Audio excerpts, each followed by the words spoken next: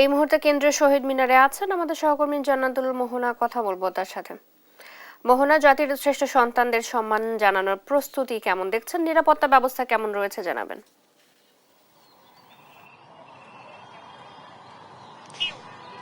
আপনি যেমনটা জানতে চেয়েছেন যে এখানে প্রস্তুতি কেমন চলছে, আপনাদের জানাতে চাই যে আগামীকাল 21শে ফেব্রুয়ারি মহান ভাষা দিবস, আন্তর্জাতিক মাতৃভাষা দিবসও সেই উপলক্ষে যে প্রস্তুতি প্রতি বছর আমরা দেখতে পাই যে আগের দিন আলপনা আঁকা হয়, সেই সাথে নিরাপত্তা বাহিনীর টহল দেখা যায়। আমরা আজও তাই দেখছি। আপনারা জানেন যে আজ সকালেই ডিএমপি কমিশনার কথা বলেছেন এবং তিনি জানিয়েছেন যে নিরাপত্তার চাদরে পুরো এলাকা শহীদ মিনার প্রাঙ্গণ বিছিয়ে দেওয়া হবে এবং সেই মোতাবেকই কিন্তু আমরা দেখতে পাচ্ছি এখানে কঠোর আইন শৃঙ্খলা রক্ষাকারী বাহিনীর নিরাপত্তা নজরদারি চলছে এবং সেই সাথে যে আলপনা আঁকার বা শহীদ মিনারকে সাজিয়ে বা রাঙিয়ে তোলার যে বিষয়টি তাও চলছে এবং শহীদ মিনারের সামনে যে রাস্তাটি রয়েছে সেই রাস্তাটির প্রায় আলপনা আঁকার শেষ পর্যায়ে বলতে আমরা দেখেছি এবং আলপনার সাথে সাথে আমরা দেখেছি এখানে দর্শনার্থীরা এসেছেন এবং আগামীকালকের আগেই আজকে এই আলপনা দেখতে কিংবা অনেকে এসেছেন তাদের সন্তানকে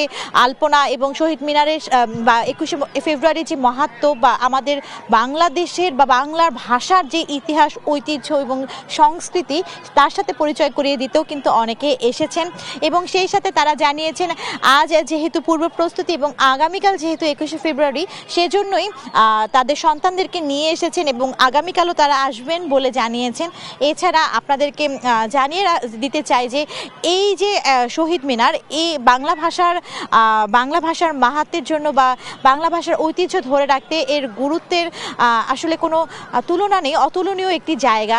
যে কোনো অধিকার আন্দোলনের বা অধিকার আদায়ের যেই বিষয়টা শহীদ মিনারের সাথে তা ওতপ্রোতভাবে জড়িত। আপনারা জানেন যে 1948 সালে তৎকালীন রাষ্ট্রপতি মোহাম্মদ আলী জিন্নাহ যখন পূর্ববঙ্গে এসে জানিয়েছিলেন যে রাষ্ট্রভাষাই হবে উর্দু, তখন কিন্তু এখানকার ছাত্র সমাজ এবং সুশীল নাগরিক সহ যারা ছিলেন তারা কিন্তু প্রতিবাদ জানায় এবং তারা বারবার বলেন যে এই ধরনের যে বৈষম্য, যে ভাষার বৈষম্য, সেই ভাষার বৈষম্য মানে জাতিগত বৈষম্য।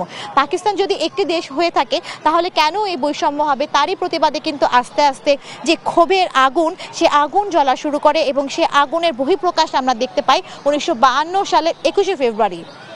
সেই 1952 সালের 21শে ফেব্রুয়ারি আমরা এখন যেখানে শহীদ মিনারটি দেখছি সেখান থেকে আমরা জানি যে সেখানে থেকে ছাত্ররা যে মিছিল নিয়ে বের হয়েছিল 144 ধারা ভঙ্গ করে, এই জায়গাটি থেকে কিন্তু ছাত্ররা মিছিল নিয়ে বের হয়নি।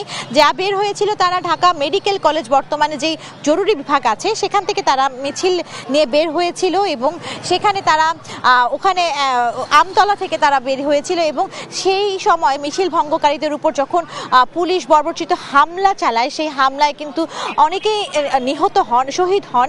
সালাম, রফিক, শফিউল, বরকত, জব্বার সহ অনেকেই নিহত হন। তাদের রক্তের যেই রাঙা, আমরা যখন বলি যে 21শে ফেব্রুয়ারি রক্তে রাঙা 21শে ফেব্রুয়ারি, তো এই ছিল আমার কাছে শহীদ মিনার প্রাঙ্গণ থেকে সর্বশেষ সংবাদ। তো এই ছিল এবং প্রস্তুতি নিয়ে আমার কাছে এই ছিল সর্বশেষ সংবাদ।